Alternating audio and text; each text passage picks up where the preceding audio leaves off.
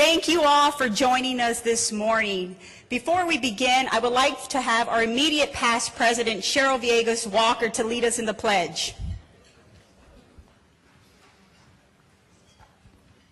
If you'd all please stand, place your hand over your heart as we honor the greatest nation. I pledge allegiance to the flag of the United States of America and to the republic for which it stands, one nation, under God, indivisible, with liberty and justice for all. Thank you, Ms. Villegas Walker. And good morning again to all of you. As the president of the Southern California Association of Government, it is my pleasure to welcome you to the 7th Annual Southern California Economic Summit. And I would be remiss, and it's not in my talking point, if I didn't thank the leadership of Larry McCollum, one of our prior presidents, for really making this a priority when he was president. Thank you, Larry.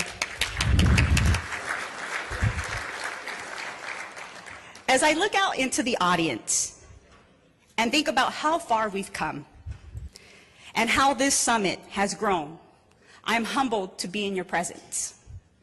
When we first launched this summit back in 2010, our economy was in a much different place. We are talking about lost jobs. And I think back then that was 1 million jobs lost, by the way. Like we always do as a region, we have always bounced back, and that is due in large part to the hard work and dedication from those of you in this room. We have to look towards the future. However, and we must keep moving forward. Sometimes we get wrapped up in where our economy is going, or where it's going to go today or tomorrow. But today, we need to move our conversation towards what our economy would do for the future. The things that will bring success and prosperity to our region's 18.9 million people. You're going to hear the word innovation today, and we've talked about innovation here in the SCAG region for some time. And not too long ago, we had a presenter at SCAG, and I'm not going to mention his name because I think many of you that were in the room know who that person is. And when he spoke about innovation, and you look at our new kind of tagline for SCAG, we really embrace that word of innovation. And that's certainly what I'm saying here today is not in my talking point either, but when I look at all of you here in the room, and I see the progress that we all have made in our own region, in our own cities, in our own counties, we have a lot to be proud of. So let's give each other a round of applause.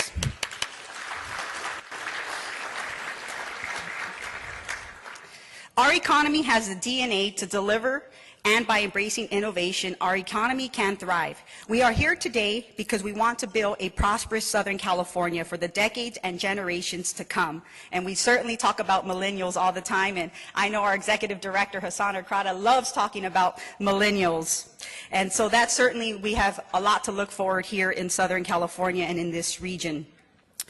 The partnership SCAG, we are examples of how we can work together for a better future, and that is through collaboration. Collaboration is key, and that's something that SCAG has been able to do very well. And so I would be also remiss if I didn't thank Hassan Arkrada, our executive director, and the wonderful staff here at SCAG. Let's give them a round of applause.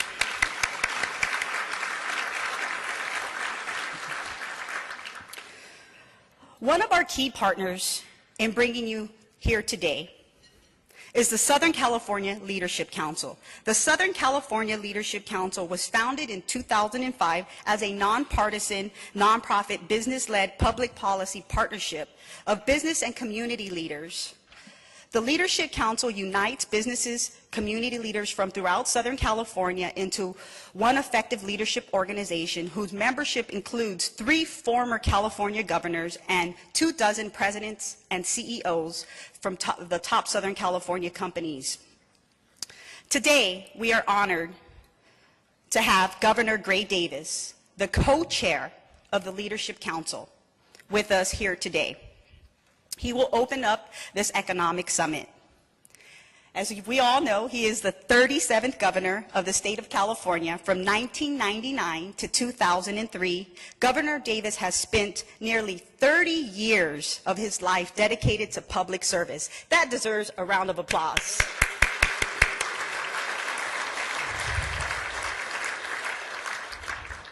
As governor of California, he actively worked to improve California's education system, signing legislation to increase spending to provide new statewide accountability programs. He signed legislation in 2002 that resulted in California being the first in the nation to require automakers to limit auto emissions. Since leaving office, he has appeared, and we are near Hollywood. He has appeared in various shows like The Tonight Show, The Late Show with David Letterman. He even had a cameo on the CBS station. So he's not the only governor with a Hollywood resume. We are glad to have our governor here this morning, so please help me in welcoming Governor Gray Davis.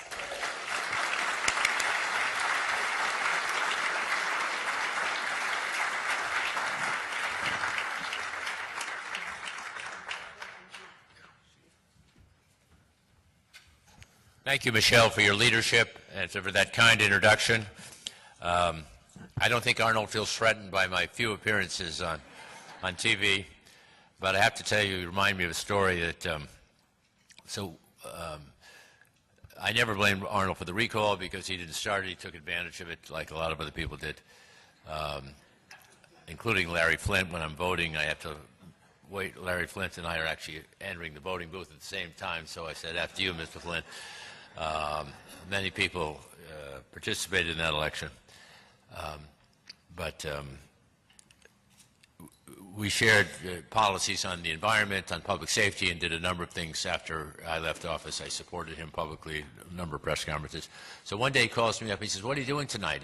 I said, "Not too much." He says, "Well, I'm going to be on The Tonight Show. I'm going to be interviewed by Jay Leno. You're going to walk on stage and surprise us. Jay Leno's going to say, 'How's Arnold doing?' And you're going to say he's doing a hell of a lot better than he did in Hercules in New York," which was his first picture. So anyway, we turned out we were dressed the same way. I had no idea what he was going to wear, but it was like twins, and got a lot of acclaim. I'm very proud to be here again to tell you how much the Southern California Leadership Council values its relationship with SCAG. SCAG is a phenomenal organization. It's been so effective in working with us and other partners that you have in doing things we all care about, fighting for middle-class jobs, protecting goods movement, protecting transportation issues, making sure Washington and Sacramento understand that Southern California economy is a little different than the Northern California economy. It's a little different than the Central Valley economy. So policies have to take that into account. That could not happen without the partnership and relationship we've had. We focused on all those issues together. We focused on poverty, economic development as well. So I really, really want you to know how much the Southern California Leadership Council values this partnership, wants it to continue, and wants to do anything we can to be a good partner going forward. We have an interesting group. When I first joined it, I learned one thing all three governors, 2 Republicans and Democrats, have in common. Whatever the problem was, it was never the governor's fault. Never. You have to take an oath to that effect to join.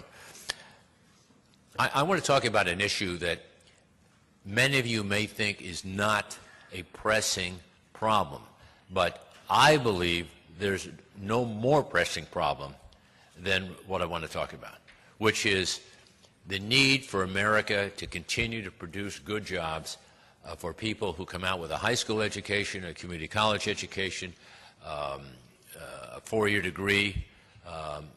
We have to find a way to let everyone participate in the American dream. And what is the American dream?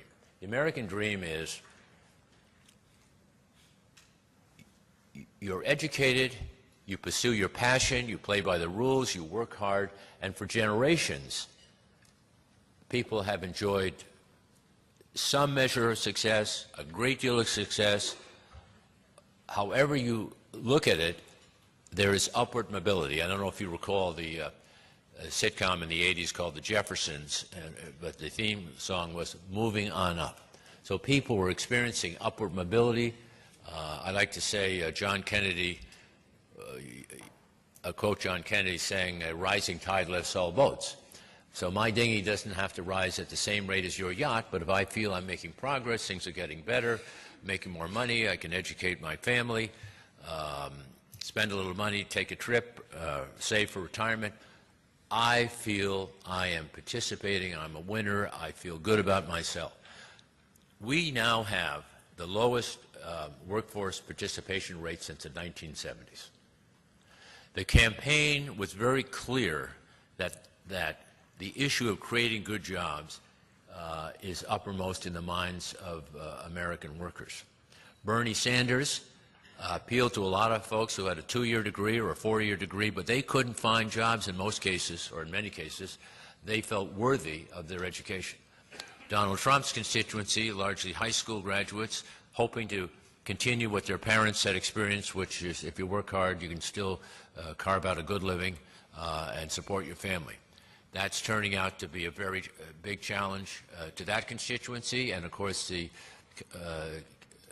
people with a 2- and 4-year degree, they could find a job in many cases, but not a job they thought were worthy of their skill sets. So I cannot tell you how important it is in America, where what you do tends to define who you are, for better or for worse, and so having something to do fulfills a lot of the needs that we have as Americans.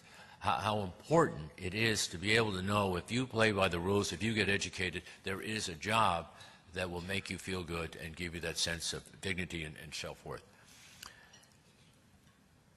I don't have all the answers to this, but I can tell you that whoever invented the concept of a job should get a Nobel Prize, because at the end of the day, all you want to do is go to bed, you're so tired, and the last thing you want to do is rebel against the government. Bernie's constituency was rebelling against the government. Donald Trump's constituency was rebelling against the government, and I would venture to say at least 40% of the population is feeling the American dream is not working for them. That is not a good thing. That is not a good thing from any perspective. I don't have all the answers to this, but I want to have some answers, and there's at least 4 things I think we can do at every level, whether it be, you be working at city hall, county government, state government, or the federal government. First of all, Bernie had a whipping boy, that was Wall Street. Donald Trump had a whipping boy, that was trade agreements. I think there's some truth that both of those developments have reduced the number of available jobs. But technology, which I'm so proud of what California has done and what Silicon Valley has done and what our great research universities have done, technology has created some problems. But let me just tell you the upside of technology. Silicon Valley is literally inventing the future, from Facebook, Netflix, all the social media programs, social media companies. Every great technology, life science company is either headquartered here or started here. The good news and the upside is the jobs pay a lot of money, from $100,000 to $150,000 starting. In some cases, they don't want you to leave the campus, so you can have 3 or 4 different restaurants at free meals because they want you to interact with your employees. And the entire world thinks well of California, Hollywood because of the movies, Silicon Valley because of smartphones and other devices they use. The downside is that innovation puts people out of work. Amazon is proudly boasts, and Amazon is a great company. My wife loves it, just orders everything on Amazon. Amazon has announced in 5 years it will have no employees, all robots, except the last mile, which they make you believe will be someone driving the product to your doorstep, but it will probably be a drone landing on your doorstep and depositing the package. So what's going to happen to truck drivers? What's going to happen to delivery drivers? Same thing with driverless cars. Okay, that's exciting. That's coming 5 or 10 years away. But what happens to Uber drivers? What happens to people who drive trucks delivering freight? What happens to taxi drivers and limo drivers? There's another development called Hyperlink, which is located in LA, and I've actually been to Nevada for their first test. Very exciting. They think they can move cargo from the ports of Long Beach and LA in 2 minutes. 2 minutes, and it's basically like an old conveyor belt. Remember an old drugstore that had those pneumatic tubes? This is the 50s and 60s. You go in and you put your prescription, and the tube would go back, and then the pills would come back. Well, that's what it is. It's like a tube going down. I see some heads nodding at about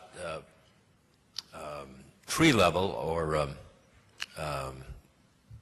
traffic light level, and it zips cargo at fantastic rates. Okay, fine. What happens to all the truckers driving the cars? So I'm saying all these innovations in new companies are great, and you can't hold back the future. We shouldn't try. But as government leaders, we need to start focusing on what happens to the people whose jobs are displaced, because we're already at a very low level, I say the lowest since the 1970s.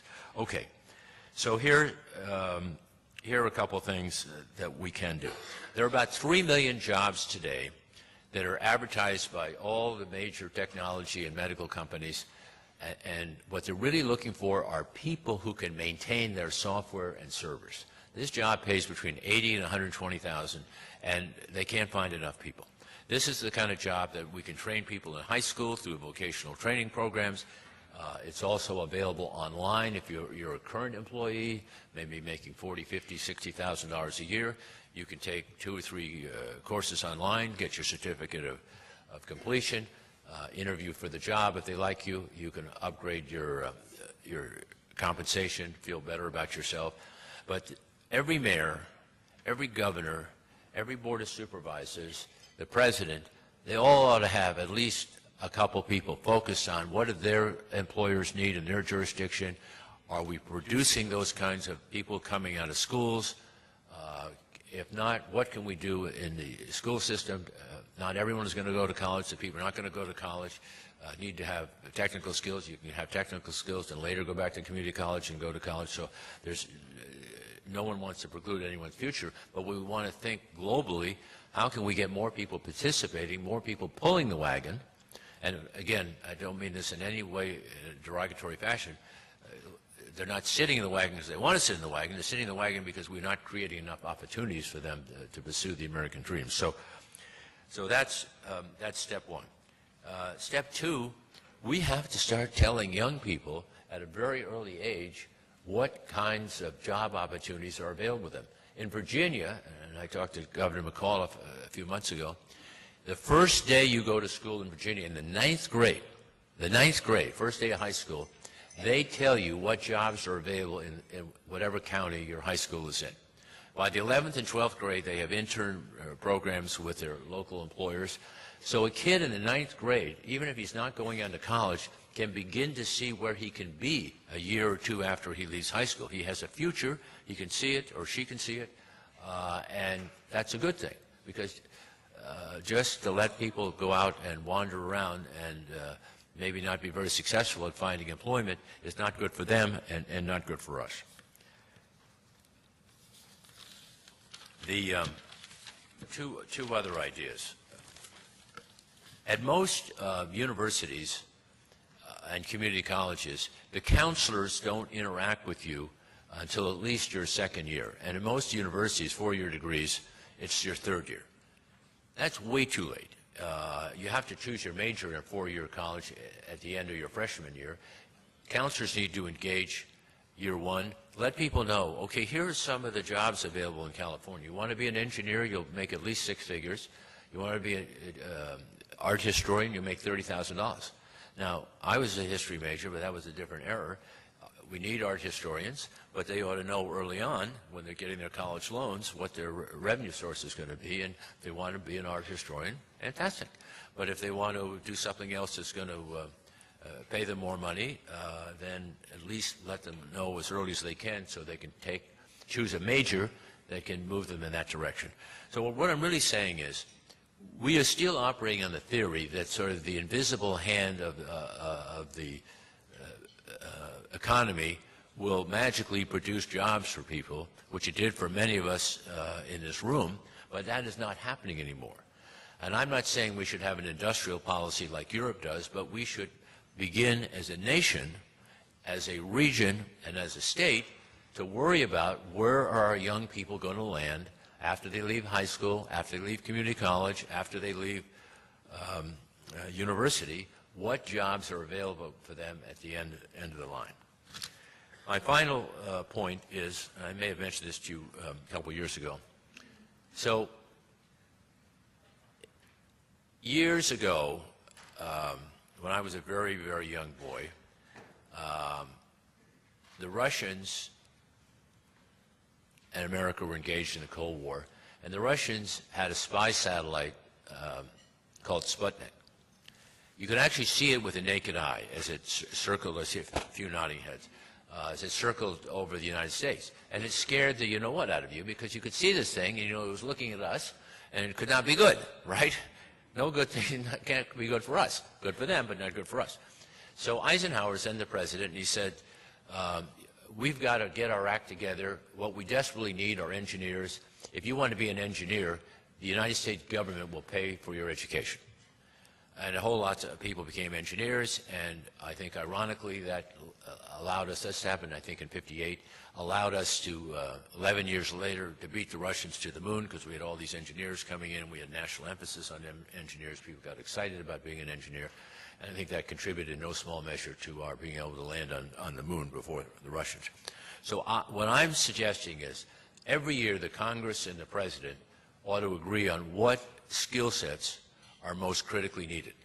And for that year, say 25 or 30% of all the Pell Grants will go to people willing to pursue and acquire those skill sets.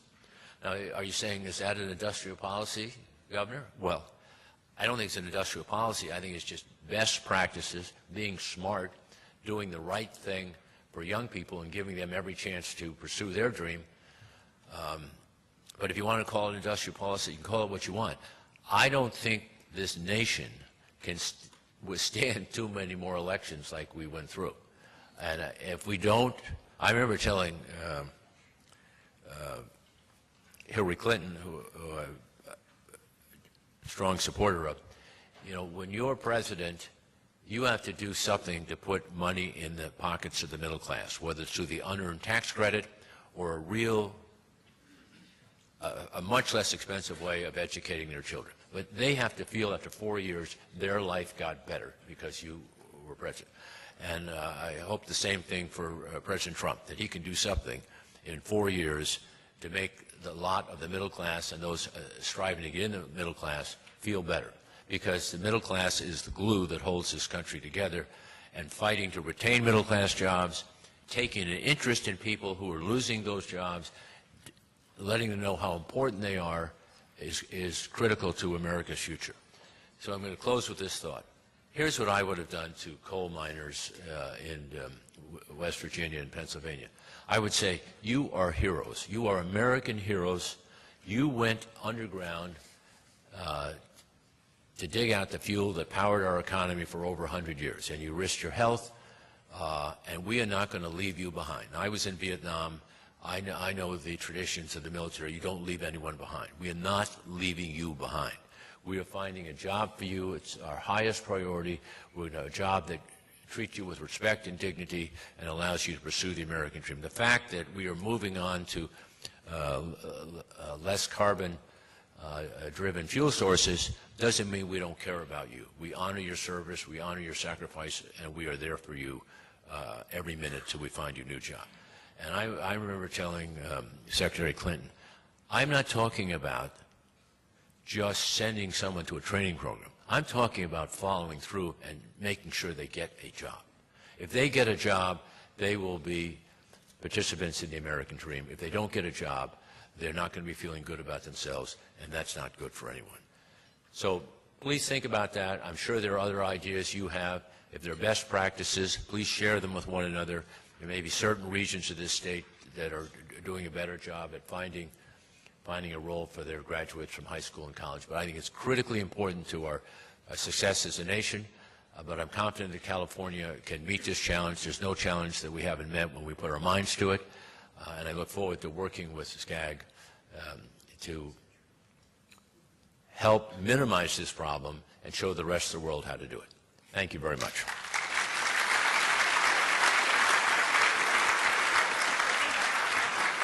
Thank you, Governor Davis. If I could please have our executive team please come up here so we could take a picture with Governor Davis. And let's give him another round of applause. Thank you.